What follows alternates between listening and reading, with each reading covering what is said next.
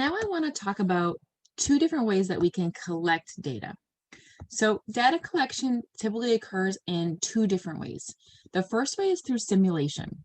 A simulation is the use of a mathematical or a physical model to reproduce the conditions of a situation or process. So collecting data often involves the use of computers. Simulations allow us to study situations that are impractical or even dangerous to create in real life, and they often save time and money. So one instance of a simulation is that automobile manufacturers use simulations with dummies to study the effects of car crashes on humans.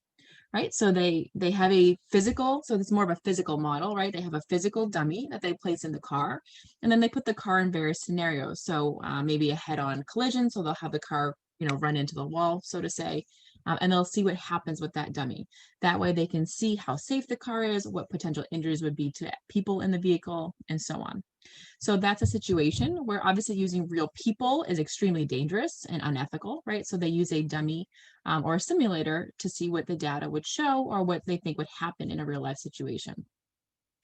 There are a ton of other simulations as well. So computer simulations are really common. And one that we see a lot is with disease models. So I'm going to show you one here today, just to kind of get an idea of how they work. It's not the most sophisticated one, and it's not one that is being used right now by any scientific institution. So it's kind of, a little bit more for fun, if you can call it fun. But they do have some very high quality simulators as well, which is what people have been using to predict how they think viruses will spread, particularly the COVID-19 virus, right? So what they think will happen, how fast they think that it may spread, and so on. So let me show you one of those.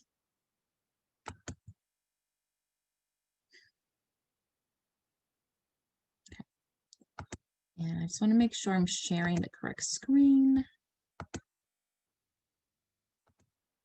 Okay, so here's an example of a disease simulator. And again, I have embedded this simulator, so I'm not saying that this is an exact one that truly does model the COVID-19 virus. This was created by just someone on the internet, but I thought it was just a nice, simple example to show you how simulators can work. So here, again, you can see they're using red dots to show infected people. Green dots are those who are now immune, and blue dots are the healthy people. And we're looking at a group of 500. And this right now is set for an ultra infectious disease with short immunity, but we can change that. So they also have one that they have set for a COVID-19 approximation. Again, I am disclosing that I have not done the research behind this website, so I'm not saying this is exactly how COVID-19 spreads, but I'm showing you an idea of what simulators do. So how people can kind of try to plan and figure out. So here you have 500 people. And as of right now, there's no infectious disease that has entered the community. And there's 2 people who are naturally immune to the disease before it even enters. So let's just start with adding 1 infected person every 2 days. So now you can see that those red dots, as they're kind of touching other blue dots, other people are becoming infected. And then eventually the red dots are turning green after some time if they're developing immunity. You can kind of see how this disease, spreads within this community. And of course, this would be like without precautions or things like that. And it obviously is showing immunity pretty quickly, right? So it's just a computer simulation model, but there are some very sophisticated simulators out there that really do model disease spread that have been used by institutions that are very well respected as well. So there is a lot of background that goes into these, but I just want to show an example of kind of how one looks and how one works.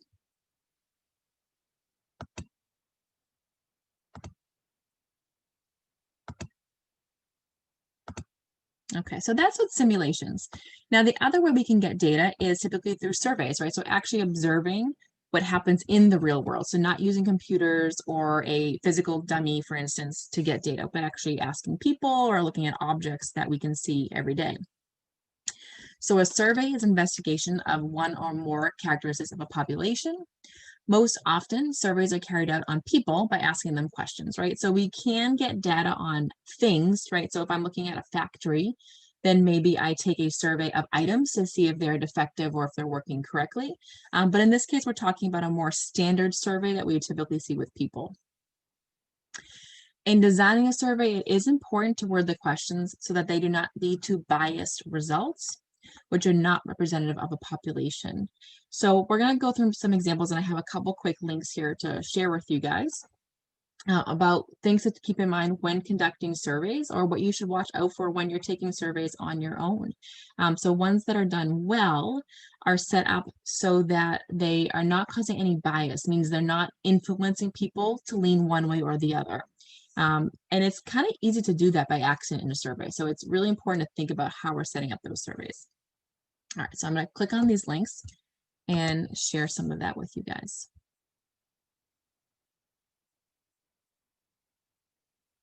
I'm just waiting for it to load.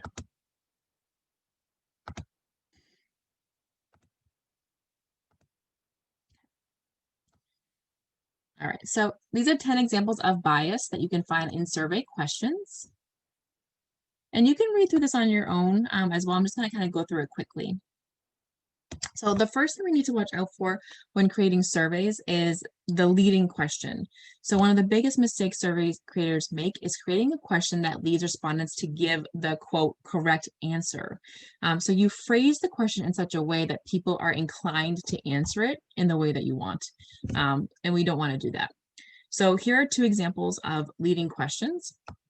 So the first one says, how dumb is, and then insert, a person's name, a politician's name, when it comes to foreign policy. So first of all, I will say that the word dumb is really a word that I don't like. So it should not be in a survey anyway, but it is leading, right? So you're kind of already putting out there that you think that this person that you're talking about is unintelligent. So you're already creating this negative connotation within the question, right? So it's not a good way to word questions like that. Instead, we could phrase it as, please describe your politician's position on foreign policy, right? So leaving it very neutral, and that's what we want to do. Another example of a leading question, should concerned dog owners vaccinate their pets? Now, again, that word concerned. So you're sort of implying that those who don't vaccinate are not concerned pet owners. And obviously people have different opinions on this.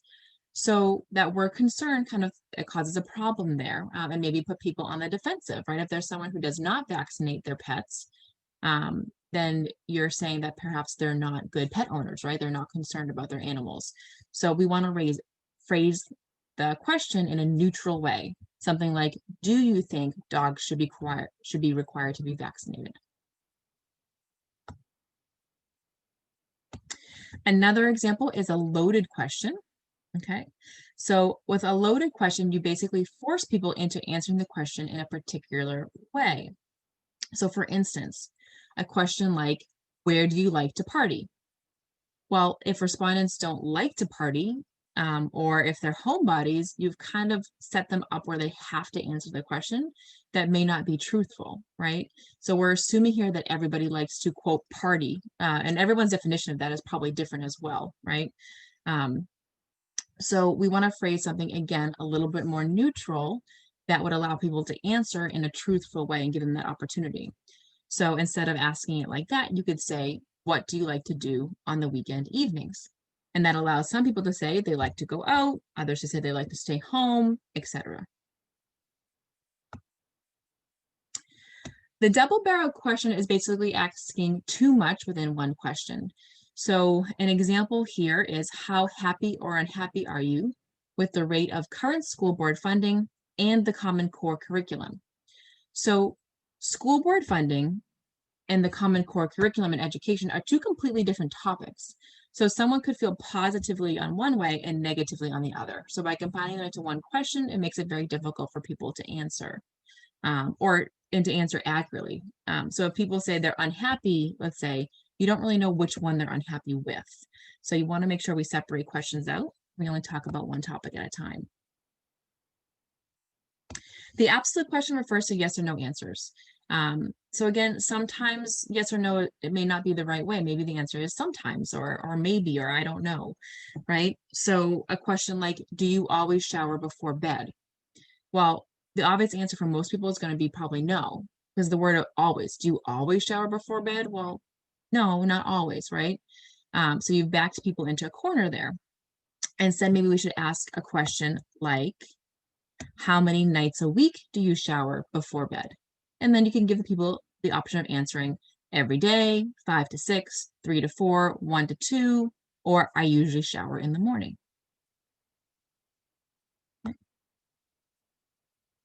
The unclear question. So make sure people can obviously understand your question, right? This makes sense. So you want to be careful of the vocabulary you use. So you shouldn't be using vocab words that others would not understand. So a great example of that is, quote unquote, tech jargon. So, and if I'm in education, right, I may know words like Common Core curriculum or things like that. Like those who are potentially parents who have children in school or educators would know words like that. People who are not in the education field may have no idea what that refers to, right? So you want to make sure you're thinking about who your target audience is and do they understand the language that you're using? And that's the same too, even with reading level, right? So if I'm sending a survey out to first graders and they're supposed to be reading on their own, I need to be really careful that I'm using language and words that they would know how to read at that level, right? So we have to think about who our audience is, make sure the questions are clear.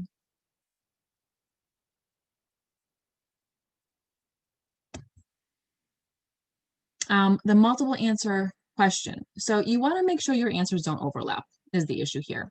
So in this case, they're offering people choices of an answer, and you have something like 5 to 6 days, 4 to 5 days. So if someone answer is 5 days, where do they put it, right? Do they put it in the higher one or the lower one? So you really want to make sure that you're not overlapping your answers. Now, it's good to offer an option of prefer not to answer if particularly you're asking a question that others could find a bit intrusive or very personal, right? So if they're uncomfortable answering it. If I'm asking a question like, what's your favorite food? Maybe that's not the place where we have to put that, right? But if we're asking a question that's much more personal in nature, then prefer not to answer is probably a good place to put that in. If you don't offer options like that, you could have a lot of people who drop out of your survey because they're just not comfortable answering those questions. You want to make sure all possible answers are included, right? So if you're not sure if you have all possible answers, let's put other. So let's say you're asking what someone's favorite food is, and you're assuming that the options would be pizza, ice cream, cookies, right? Something like that. Well, that doesn't encompass everybody's favorite food. So having an other category would be helpful there. You want to use accurate scales. So think about scales that people are familiar with and comfortable with. For instance, if you're asking about customer service and you only offer the people good, great, and excellent, well, you left off the option for someone who's had a negative experience, right? So you're kind of skewing the data already without giving that an option to answer poor or unhappy or something like that. So you want to think about your scales. On a side note too, you want to be careful with your scales. So if you've asked questions, let's say you want to rank things 1 through 5, 5 being the best, 1 being the worst. When you set up your questions, make sure you keep that 1 to 5 scaling consistent, right? Don't make 1 being the worst, 5 being the best on the first 5 questions and then switch that for the last 5. That will be very confusing for people and they probably won't notice the change. So you want to make sure you're consistent in your scales as well. And then, of course, survey structure. So the way you structure your questions is also really important. For instance, you may want to put more personal or in-depth questions at the end of your survey to avoid dropout. If you start asking really personal questions right at the beginning, people may be less inclined to want to answer it, or really long questions at the beginning too, right? People are trying to do this quickly. Another thing you need to think of is the ordering. So a great example from a personal note. So at another college I used to work at, I was involved with creating the survey for student satisfaction. So we would send it out to all of our students on campus to see how they felt about different parts of the campus. And one thing that we found is that the students tended to always be very upset with the dining hall as one option, and a lot of times IT as the other option. So I think people in general are really particular about what food they eat and then also their technology. So I know we get really frustrated if the internet goes down or our phone isn't working the right way or that website isn't working. So those things tend to really, we saw, have negative feelings for a lot of people. So those were always places that we tried to put more time and effort into to improve in the college.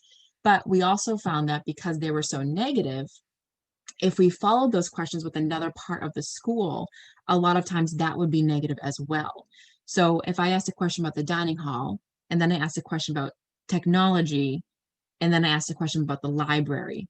Well, at that point, the students are already feeling pretty negative because they don't like the dining hall or they don't like the technology on campus.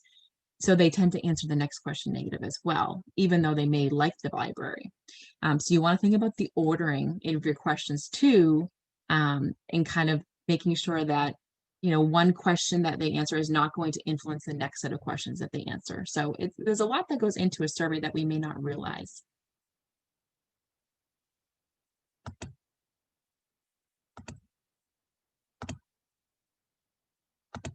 All right, and I have one more link here. This is a quick one too, that I'm going to share with you guys. Sorry, it's just loading.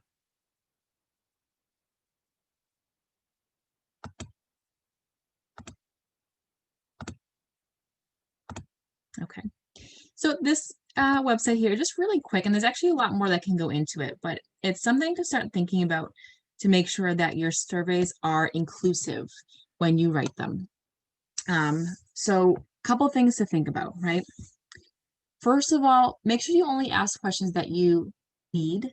So sometimes it can be easy to throw in extra questions that you may be interested in, right? You may be curious about, but if they're not questions that you really need to ask, then we really shouldn't ask them, right? Because we're asking people's personal opinions on things.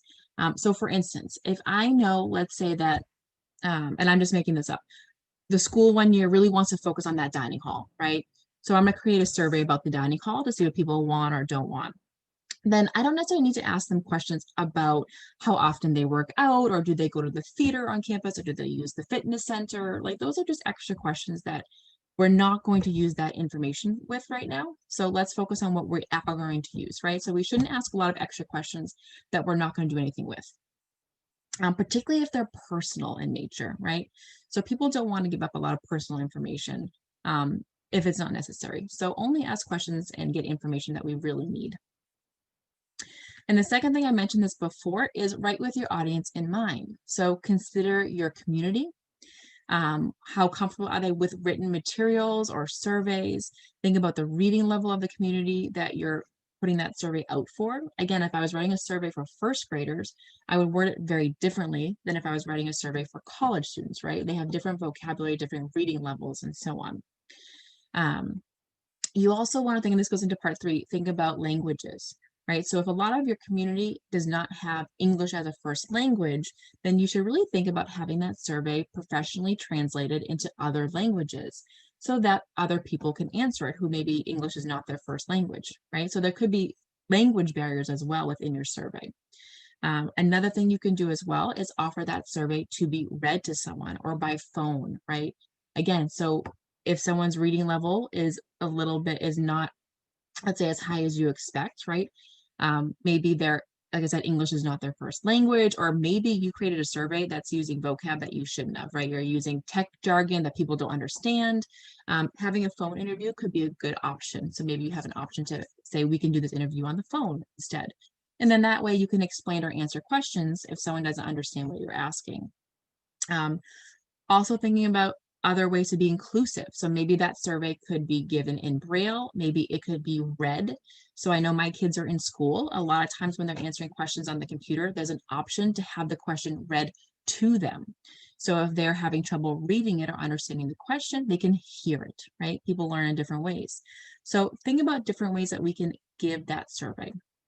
Another thing that we can do as well with surveys is if we're worried about the language in, or if we're worried we're using vocab that others may not understand, or maybe you're concerned something isn't phrased the right way, you can have someone read it first. So if I'm going to give a survey to the students at our college, maybe I would select a small sample, like 10 students, to read the survey first and get their feedback.